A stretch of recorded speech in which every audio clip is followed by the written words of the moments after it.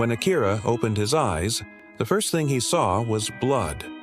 Thick, wet, and running down hands that didn't look like his own. He stared at them in confusion, the skin tone darker, the fingers longer, the veins pulsing in the wrong places, as if he had been stitched into someone else's skin. The air was cold, the smell of iron heavy, and when he stumbled toward the mirror, the reflection that stared back wasn't his. It was a stranger's face. Eyes wide with fear, mouth trembling, blood smeared across the cheek like a signature of death. He tried to scream, but the voice that came out was rough, deep, and unfamiliar, carrying a pain that didn't belong to him. His pulse raced as realization began to claw its way through his mind. This wasn't his body, and yet something deep inside whispered a truth too horrible to accept. The man in the mirror was someone he had once killed. Imagine waking up every morning, not in your bed, not in your skin, but inside the body of the people whose lives you ended. His name was Akira Mori, 35 years old, a man who used to live in the shadows, unseen, unheard, and unforgiven. He had been a professional killer, a ghost moving through alleys and back rooms, ending lives with precision and leaving nothing behind but silence. For years, death was just a transaction to him. Faces, names, and blood fading into memory like brushstrokes on a dark canvas. But that ended the night he died, though death, it seemed, had no intention of letting him rest. Now, every morning, Akira opens his eyes in a new body. Sometimes a businessman rushing through a crowded station. Sometimes a woman crying quietly in a bathtub. Sometimes an old man gasping for breath in a hospital bed.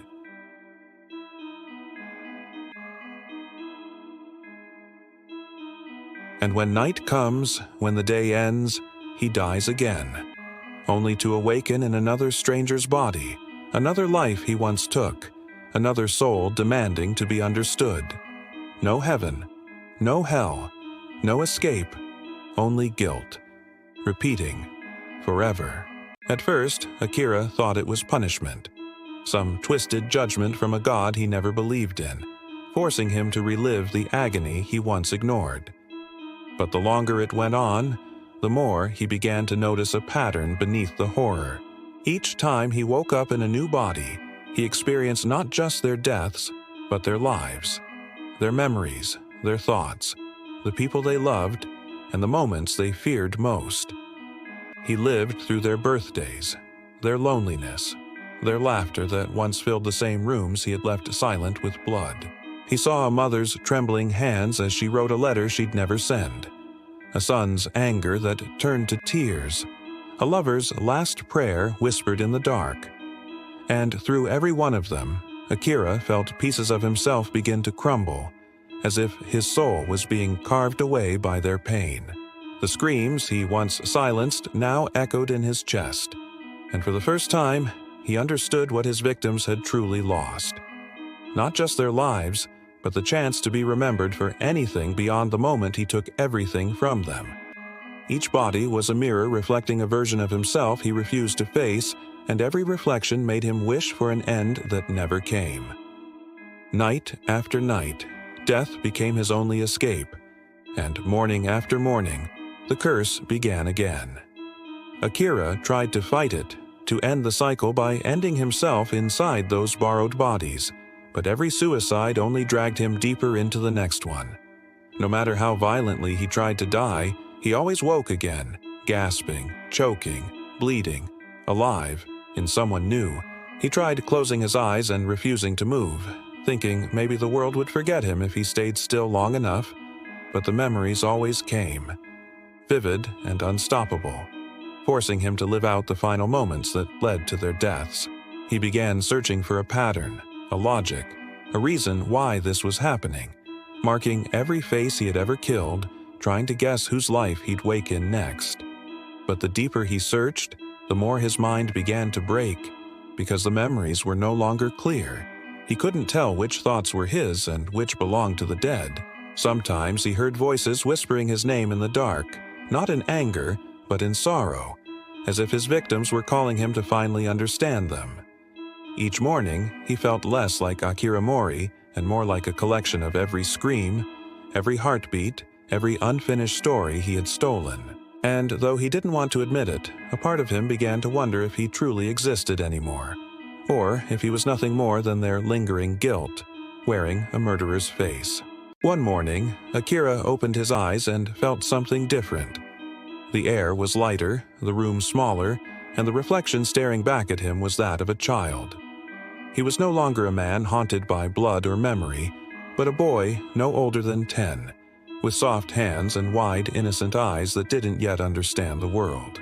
At first, he thought the curse had finally broken, that fate had shown him mercy. But then he saw the photograph on the wall, and his heart froze. It was a family portrait, worn and faded, showing a man whose face Akira remembered all too well, because he was the one who had pulled the trigger that ended that man's life.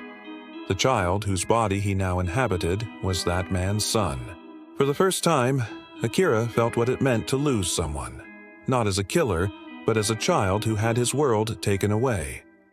He lived a single day inside that small, fragile body, hearing the mother cry in the next room, feeling the weight of an empty chair at the dinner table, and carrying a sadness too heavy for someone so young. In that moment, he understood that this endless punishment was not just about pain or vengeance. It was about making him feel what he had taken from others: love, fear, and the fragile humanity he had erased from his own soul. For the first time, Akira felt something he thought he'd lost long ago. The next morning, Akira opened his eyes and found himself back in a body he immediately recognized. The smell of cigarette smoke, the sound of rain tapping against the window, the faint ticking of the clock on the wall. Everything was painfully familiar. He looked around the dimly lit room, realizing with a cold dread that this was the place where he had died, and the body he now inhabited was his own. It was the night before his death, the night his sins had finally caught up with him. He remembered the knock on the door, the flash of light, the sound of the gunshot. Everything exactly as it had happened years ago. He knew that when midnight came, someone would step into that room and kill him. But as the seconds passed, Akira began to feel something strange. A stillness, a presence behind him, breathing in rhythm with his own. He turned toward the mirror, and what he saw made his blood run cold. His reflection was smiling. It wasn't just his face. It was the face of every person he had killed, layered together, grinning through his own features like a ghost made of guilt. There was no one else in the room. The killer had always been him. In that final moment, Akira realized the truth he had been running from all along. He was not being punished by any god, nor haunted by his victims. He was trapped inside his own guilt, a living painting of his sins repeating endlessly, each stroke a memory he refused to atone for. And as his reflection reached out from the mirror, smiling that same cruel smile he once wore, Akira finally whispered the words he should have said long ago. "I'm sorry." The lights flickered, the mirror shattered, and the cycle began again. The world fell silent. No blood, no screams, only the echo of a heartbeat fading into nothing. Akira didn't wake up again, or maybe he did. In someone else's eyes, in someone else's story. Maybe the curse had finally ended, or maybe it had simply found a new beginning, because guilt never dies, it only changes faces. Somewhere in another room, another man opens his eyes, confused, trembling, staring at his hands, and wonders why they're covered in blood. The cycle continues.